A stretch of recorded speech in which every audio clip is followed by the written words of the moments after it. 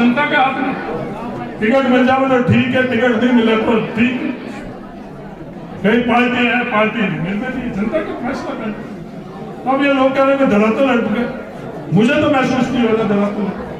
मैं जयपुर और दिल्ली में बैठ कर और लोग किसी प्रकार की अटकल लगा रहे हैं और किसी प्रकार की वो नाव पर पैमाना कर रहे हैं, तो भाई वो मुझे भी सिखा दे, मैं तो इसके योग्य नहीं हूँ, मुझे तो वो पता नहीं है कि धरातल कैसे बनावा, धरातल कैसे है। ये तो जनता जनार्दन है, जिसका धरातल बनाना बना देगी और जिसका उखाड़ना। ये सब बातें तो हम लोगों के आपस में होती रही।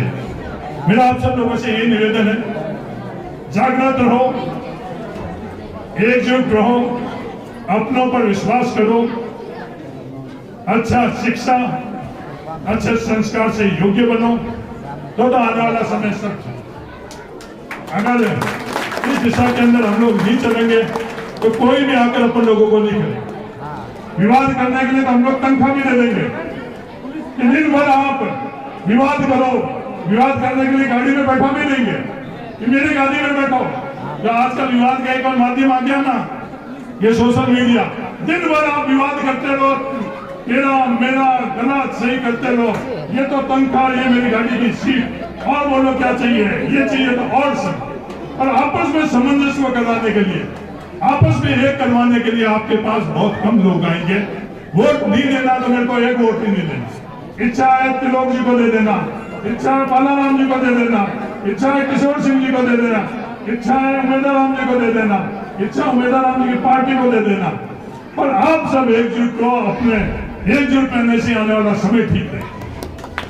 बस एक बात में करना है, वोटों की बात है। वोटों में मेरे परिवार में तो कोई वार्ड पंच भी नहीं था, अटकलें भी हम लोगों की हर बार बात भी होती है। तो इन बातों से अगर हम लोग परे नहीं होंगे तो आने वाला समय हम लोगों का ठीक है। शिक्षा के लिए हमारे बच्चों को तो हम अच्छी से अच्छी शिक्षा देते हैं मेरे, और ये नियम कायदा हम लोगों पर भी लागू होता है, पर उसको हम लोग कैसे रहे हम लोगों पर निर्भर करता है। उमेदवार राम जी ने जब तक चुनाव नहीं लड़ा, ये चुनाव शुरू हो गई, उससे पहले तक तो हम लोगों के बहुत अच्छा संबंध थे, व्यवहार थी, बातचीत थी।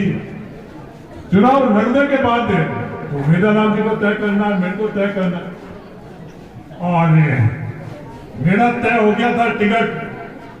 उसके बाद में भी आपका बालोता मेरे घर पर आना हुआ, बहुत अच्छे वातावरण में हमने आपस में बातचीत करी।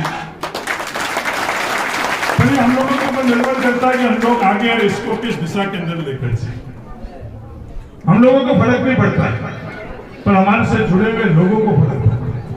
विवाद से कभी भी कोई भी समाज, कोई भी इलाका आगे नहीं बढ़ा, ये इतिहास करता है। और जब से मानव की उत्पत्ति हुई उस समय से आज तक का इतिहास यह कहता है अपवाद कोई नहीं दिया। सिकंदर भी जो सबसे ताकतवर था वो भी अपवाद नहीं रहा। अगर हम लोगों के जहन में ये बात रही कि हम लोग अपवाद रहने विवादों से हम लोग को जीत, अगर कहीं भी गलत है तो हम लोग गलत नहीं। अगर हरीश चौधरी कहीं गलत है तो कहने की आवश्यकता नहीं, वो गलत रहेगा। कोई सही भी कहेगा, तेरे और मेरे के हिसाब से अपन सही और गलत का पैमाना छोड़ दें और तेरा और मेरा पैमाना अपन रख लें, तो वो समाज के लिए सही है या गलत है ये हम लोगों को तय करें। अगर सांबरा के अंदर अस्पताल बनाते वक्त अगर मैंने अन्याय अत्याचार किया तो मैं गलत हूं। सांबरा के अंदर किसी भी गरीब का उस रहवास के अंदर अगर मैंने बुलडोजर फैलाया तो मैं गलत हूं। हाँ चलो जांच है, आरोप लगाने वाले ने आरोप लगाया, मुकदमा दर्ज कराने वाले ने मुकदमा दर्ज कराया, जांच करने वाले ने जांच किया, और जो भी फैसला करना और उसके अंदर ये हो गया भाई राज्य सरकार ने वो जांच की, तो चलो वो उसके बावजूद में मैं गलत हूं तो अपना भी उसका फैसला कोई भी निष्पक्ष तौर पर जाकर पता कर ले कि मैं गलत हूं। उसके बाद में एक इनकाउंटर होता है, उस इनकाउंटर के संदर्भ के अंदर भी आरोप लगता है कि हरीश चौधरी ने कमलेश प्रजापति को खत्म कर दिया है। जो मेरे से सहमत नहीं थे उन लोगों ने उस वक्त क्या बात की, क्या आरोप लगाया। राजस्थान सरकार के अंदर उसकी जांच थी, राजस्थान सरकार के अंदर जांच से वो सहमत नहीं थे, तो कई मेरे सरकार के अंदर रहने वाले, सरकार के मुखिया मान लो या सामने वालों, उन्होंने सबने बदलते ही कोई परीक्षा नहीं हुई बात के अंदर, कोविड में था। उस कोविड के बाद में जो परीक्षा हुई, नतीजा निकलने लगा। जब नतीजा निकलने लगा उस वक्त उन बच्चे जो वंचित रह गए उसके अंदर, उन लोगों को पता चला। जो योगेश यादव अलवर के अंदर, योगेश यादव अलवर में नहीं था, कोटा में था। कोटा के अंदर योगेश यादव पूरे ओबीसी के मेरिट के अंदर राजस्थान में दूसरा नंबर था, पर उसके अंदर उसका सिलेक्शन नहीं हुआ। उस वक्त उसको पता चला। जब मेरे से मिला तो मैंने बोला कि भाई तेरे को, बोले साहब इसके पहले मुझे खुद को ही नहीं पता, और इतने दिन इसलिए मुझे बात तक आने में इसलिए लगे कि मैंने परिवार में बात करी तो परिवार कह रहे कि आप पढ़े नहीं, इसके कारण आपका नहीं हो। उन्होंने भी मेरी पीड़ा नहीं समझी। दोस्तों से बात करी, दोस्तों ने भी ये बात करी कि जब आप पढ़े नहीं तो ये तो बहानेबाज है। इंगलाज दान जैसलमेर का नौजवान, उसका एसआई के अंदर हुआ। मोहसिन जो जयपुर का नौजवान था, उसका एसआई में हुआ। उनको खुद को ही नहीं पता, जब खुद परीक्षा दे रहे थे और परीक्षा का परिणाम निकला, उसके बाद उन लोगों को पता चला। जब हम लोगों के पास आई, हमारे सबके पास है, और जब मेरे पास आई, जब मैंने उनकी बात समझी, और उसके बाद में क्या मुझे मौन रहना चाहिए, क्या मेरे चुप रहना चाहिए, ये सवाल मेरे सामने। मैं चुप और मौन नहीं रहा। मैंने ये बहाना नहीं बनाया कि पहले मेरे को समझ में नहीं आई, पहले मैं गलत था तो मैं इसको सुधार नहीं। जिस दिन मुझे समझ में आया मार्च के अंदर, उस दिन से मैं जितनी मेरी समझ थी, जो मेरा तरीका था कि किसी तरह बिना विवाद से इसको सुधार करवा दें, मार्च से लेकर 9 तारीख तक लगातार जिस तरह से मेरी समझ थी, मेरा तरीका था, उससे मैंने कहा। और सबको लेकर कोई भी भेदभाव नहीं, कोई भी विवाद नहीं, कोई भी आरोप नहीं।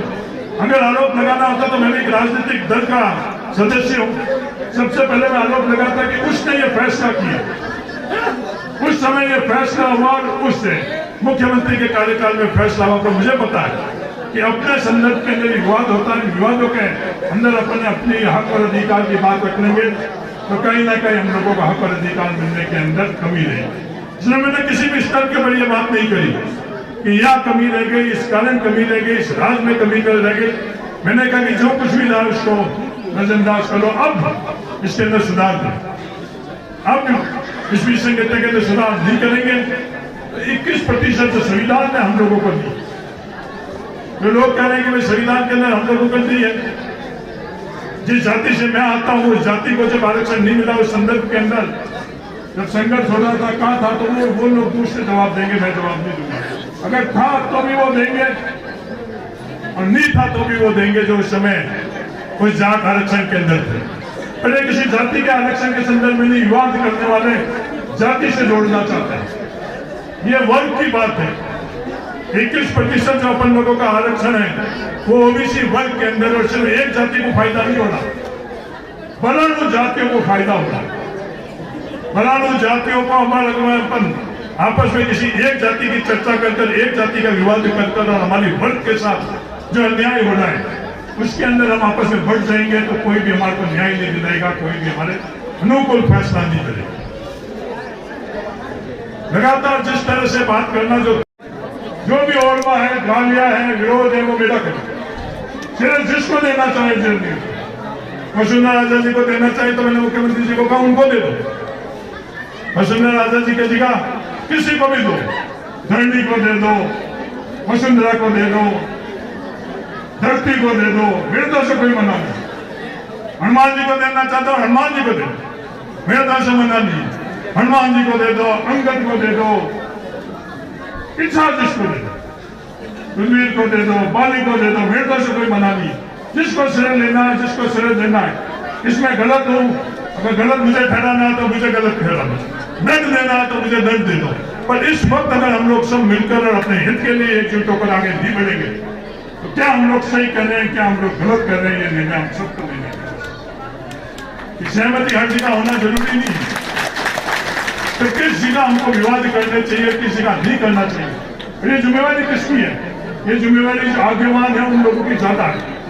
क्या हमको किसी और से इस्तेमाल होना चाहिए, नहीं होना चाहिए, और कौन कैसे इस्तेमाल करता है, कब करता है, क्यों करता है, ये उस व्यवस्था का भाग में खुद रहा हुआ तो मुझे पता अच्छी तरह से। उसके बदले में कौन क्या मांगता है, उसके बदले में कौन क्या देता है, वो सब बातें हैं। और वो बातें की जिक्र कर आज से दिशा के अंदर जिस मंजिल पर हम लोग पहुंचना चाहते हैं वो बात दिशा मंजिल के ऊपर हम लोग नहीं पहुंचे। मेरा आप सब लोगों से यही निवेदन है। फिर एक और बात है कि सर आते कम हो, जब भी सरपंच साहब ने बुलाया मैं हाजिर हूँ। अब मेरी ये आदत तो है नहीं कि भाई सरकार मेरी है, मंत्री मैं हूँ, एमएलए मैं हूँ, तो ग्राम सेवक को पाबंद करूँ, स्कूलों के अंदर शिक्षकों को पाबंद करूँ, मेरे साथ जो मेरे पार्टी से जुड़े हुए लोग हैं उनको पाबंद करूँ कि नहीं सब आप को बुलवाया जब तो मैं हाजिर हुआ, नहीं बुलवाया तो कोई बोलवा नहीं। ये यहाँ की बात नहीं है, तो लुटो की ढाणी के अंदर भी ये बात चली।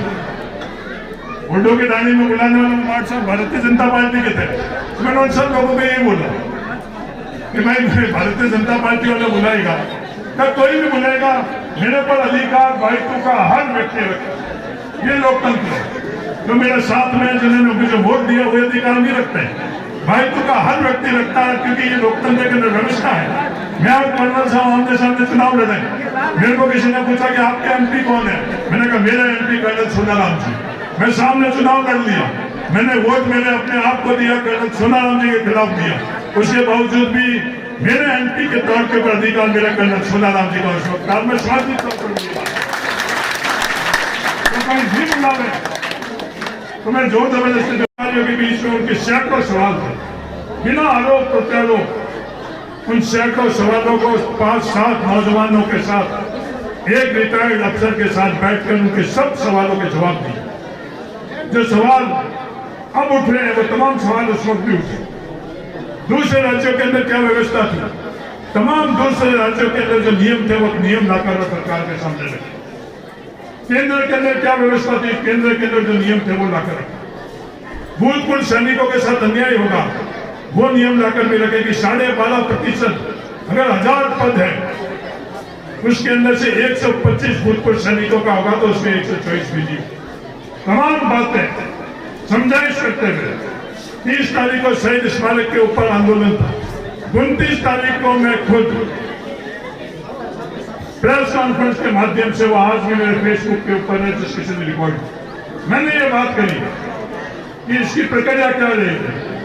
पहले प्रशासनिक स्वीकृति रहेगी, उसके बाद अगले चरण के अंदर ये 3 विभाग हैं, इन विभागों द्वारा स्वीकृति होगी, फिर कैबिनेट के अंदर होगा, फिर राज्यपाल के पास आकर नियम बनेगा।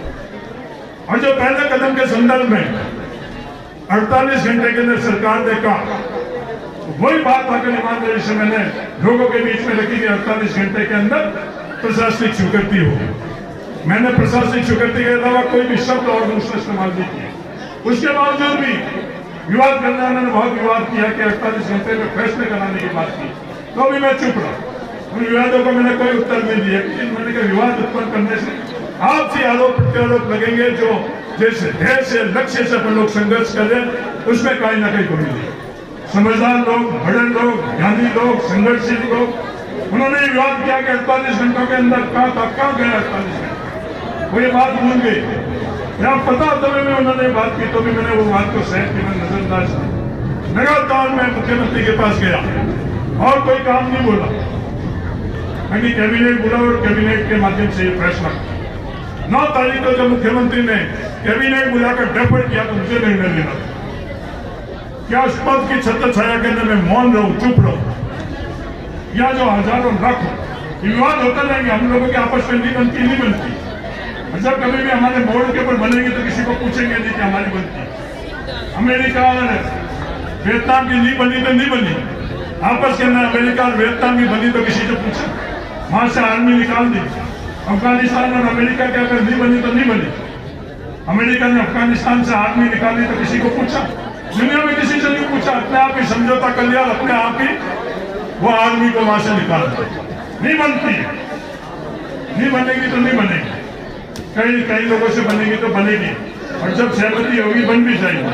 तो हम लोगों के आपस की असहमति को क्या विवाद के तौर के ऊपर किसी और के मंशा में इस्तेमाल होना चाहिए या नहीं होना चाहिए, ये निर्णय हम लोगों को होना चाहिए। लोग कहने के साथ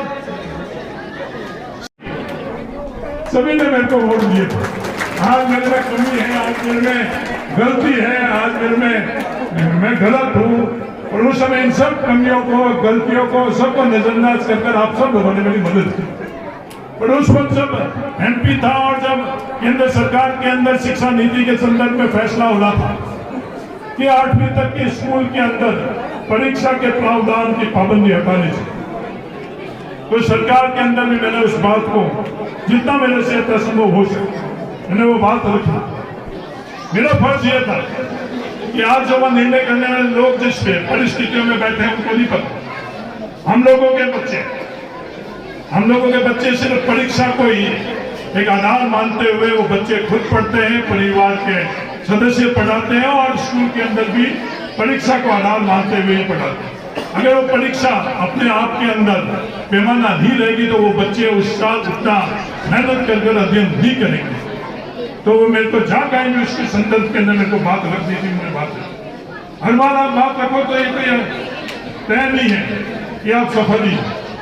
अगर जंगल के अंदर आग लग रही भाई, एक कहावत है कि उस जंगल में आग लग रही थी तो एक चिड़िया अपनी चोंच के अंदर पानी लेकर आग बुझा ली।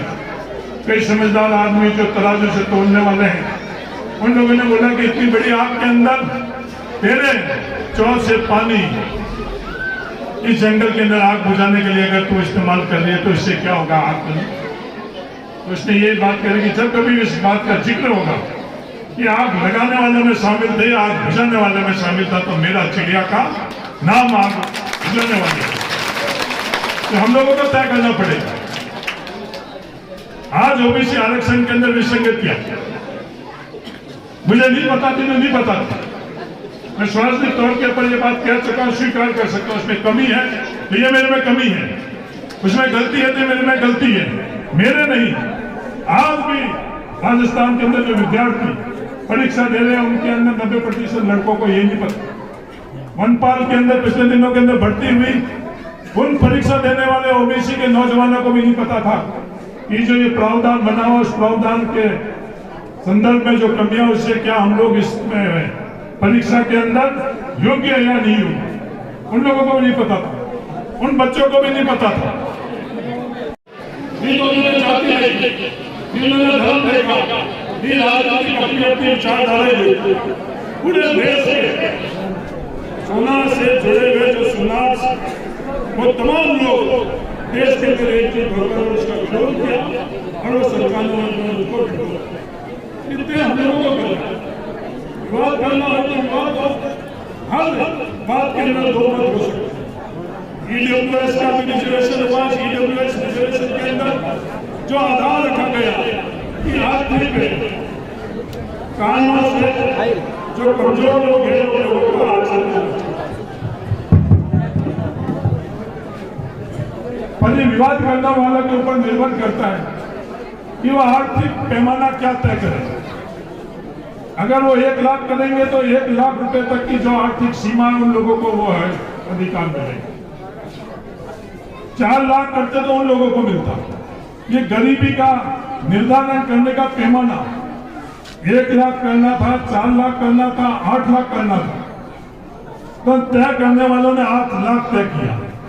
शहरों के अंदर प्लॉट होना, उस प्लॉट होने को भी उस पैमाने के अंदर शामिल किया कि अगर प्लॉट होगा तो भी इसकी पाबंदी नहीं है। पर किसी ने विवाद किया, हर पार्टी के लोग थे, हर तरह के जनप्रतिनिधि के लोग थे, हर जाति के थे, हर वर्ग के थे। मैंने तो कहीं भी विवाद नहीं सुना। कोई अखबार में विवाद आया, कहीं आपस की चर्चाओं में विवाद आया, किसी भाषण में विवाद आया, कहीं भी विवाद नहीं आया। फिर जब अपने हित की बात होती है उस वक्त ये विवाद क्यों होता है? अपने संदर्भ में विवाद क्यों होता है? कहां से तय होता है और क्यों किया जाता है? ये सबसे बड़ा सवाल है। जो गलत है वो गलत रहेगा, उसको कोई भी दुनिया की ताकत सही नहीं सिद्ध कर सकती है। तेरे मेरे के हिसाब से अपन किसी को भी सही कर सकता है, किसी को गलत कर सकता। अगर मैं गलत हूं तो शामला के अंदर भी मेरे खिलाफ कार्रवाई, अगर मैं गलत हूं तो कमलेश प्रजापत के अंदर भी हो। अगर मैं जाट आरक्षण में शामिल नहीं था तो उस वक्त के लोग और हर व्यक्ति अच्छी तरह से जानता है। तो गलत सही का निर्णय इस लोकतंत्र के अंदर करने का हर किसी को अधिकार है। और हम लोगों को यह तय करना पड़ेगा कि हम लोग एकजुट होकर और किस दिशा में जाए, क्योंकि सबसे महत्वपूर्ण किसी वर्ग के लिए, किसी क्षेत्र के लिए होती है वो जागृति होती है। और ये जागृति क्या है? ये जागृति है सही और गलत के अंदर फर्क है। सही और गलत के अंदर अगर हम लोग फर्क नहीं करेंगे तो हम लोग जागृत है, समाज एकजुट होकर उस दिशा के अंदर नहीं जाएंगे। और जिस तरह का वातावरण बनता है अड़ोस पड़ोस के अंदर उस वातावरण से प्रभाव